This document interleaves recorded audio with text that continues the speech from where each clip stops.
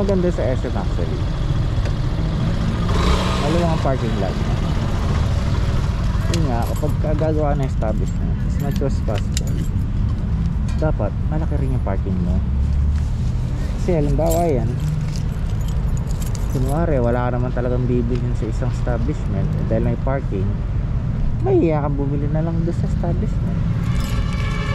Dito sa SM yan, hindi, yung iba siguro dyan isa lang bibilin, pero dahil nga may parking sila, imbis na unari kakain sa ibang lugar, sa SM na rin kakain kasi nga may parking space.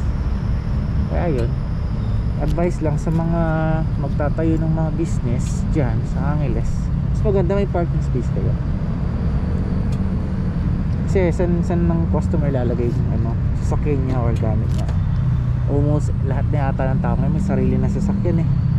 Kung hindi masasakyan, e-bike, bike, or mode of transportation aside from walking. Kasi nga fast paced na ang life ngayon, kailangan natin sumabay. Ayan, parking number 1 yan.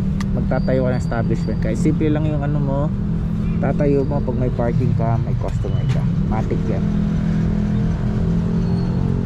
O siya, tapusin naman natin ang vlog ngayon ngayong araw. At ako'y may bibilin ng saglit sa SM. Sana nandiyan pa yung Bevelin ko. Bye.